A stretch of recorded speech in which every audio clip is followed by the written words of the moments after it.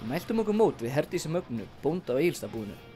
Þrátt fyrir ungan aldur hún tengin við búskapnum af foreldrum sínum, þeim Gunnari Jónssyni og Vigdísi Magnu Sveinbjörnsdóttur.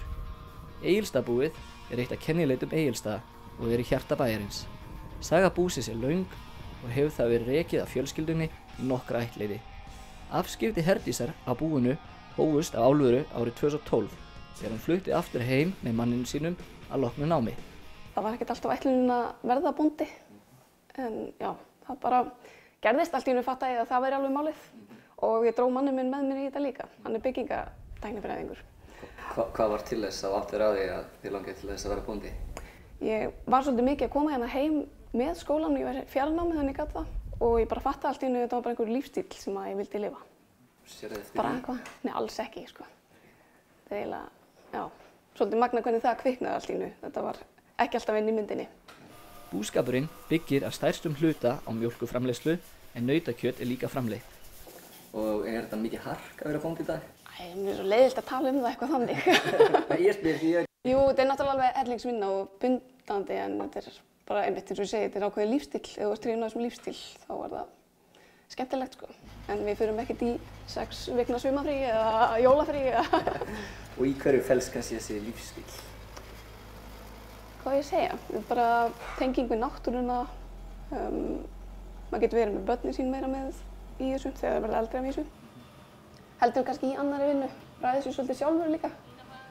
Og ég er náttúrulega bara svo ríkt í mér allan að tenging bara við skepnur og dýr. Bara, já, líður vel í kringum þetta. Þetta er skemmtileg vinna. Fjölskyldulegt umhverfi? Já, það er það, sko. En þetta er náttúrulega svolítið að breytast. Það er alltaf að verða tæknivetur og tæknivetara. Og tækin stærri, ég held að pabbi áður bundinn á traktor, sko, 7 ára og látið hann keyrast að það er ekki gert í dag, sko. Og opinn traktor, sko. En það er náttúrulega eitthvað að breytast en maður getur samt haft mikið með sér. Og þetta er svona ekki jafn bindandi þegar við erum með róbot sem mjólkar.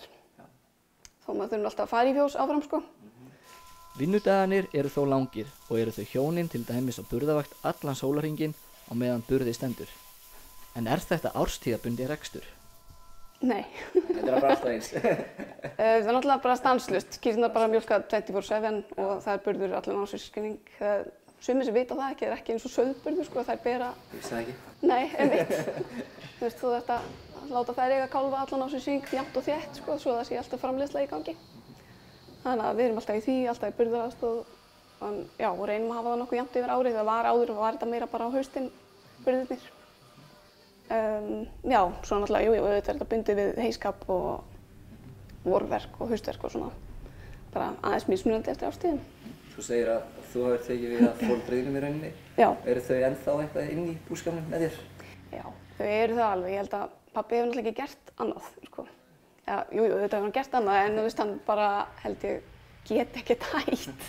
Þótt hann hafi ekkert heilsu til þess að vera lengur en hann er mikið að hjálpa okkur að keyra traktor og svona það sem hann getur gert. Þannig að, já, það er fínt að hafa hann með í þessu og mamma er náttúrulega í ostunum og því. Kemur og passa barnið okkar á nóttunni ef við þurfum bæði að fara út og svona, já, getum ekki gert þetta án þeirra. Nú er Egilsstaðabúið nánast í miðbæ Egilsstaða. Hvernig er að vera bóndi í þéttbýli? Já, bóndi í þéttbýli, eða kannski þéttbýli í sveit eða... Kannski frekar. Já, við erum náttúrulega með bæinn þarna í miðri jörðinni hjá okkur og auðvitað er það oft fyrir okkur. Bæði bara vegna þess að við erum að flytja skepnur hérna í gegnum bæinn, þurfum að keyra þeim alltaf fyrst, þannig að kannski bara að reka þær og bara flytja hey og allt svona. Þetta er svolítið erfiðara, sérstaklega á sumrin þegar túristatrafikinn eykst og maður býður hérna í verða klukkutíma til þess að komast yfir á traktor með rúlluvagn. Já, og svo er náttúrulega auðvitað eitthvað að hafa okkur að fólk vill kaupa, náttúrulega, við erum stundum fyrir, sko. Þó að fólk talir mjög vel bæinn og þetta sé ímyndin og allt það, þá erum við samt líka svolítið fyrir, sko. Fólk ásælist svolítið byggingarlóðir. En kostir þess að vera svona alveg við þéttbýlið eða í þéttbýlið? Mér finnst þetta náttúrulega mjög þægilt og þekki kannski ekki annað. Ég myndi ekki vilja vera meira út í sveit í rauninni.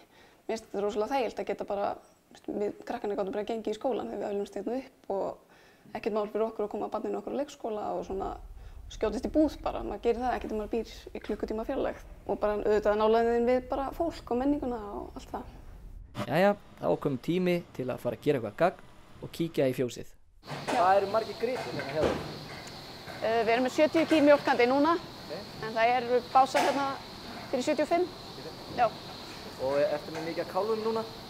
Nei, það er bara alltaf, já, það er búið að vera mikill burður núna, það er óvinnu mikið af kálfum reyndar, en þetta er bara alltaf. Þú sagði mér áðan að þú fagnir vondaveðrinu eftir einhverja 14 sólskinsdaga. Af hverju það? Ég er kannski ekki fagnir, ég er kannski aldrei gaman, en okkur var eiginlega að fara að vanta bara bleytu. Og svo þurfum við að koma kúnum út og það er sólbrenna. Þannig að maður þarf að sleppa þeim helst út þegar það er skýjað, þannig að það er ágætt fyrir þær að komast út í kalda veðri bara. Þannig að við erum að fara að binda okkur hérna núna. Já. Já, fyrir einhvern sem hefur enga reynslu af sveitastörfum var þetta mjög spennandi.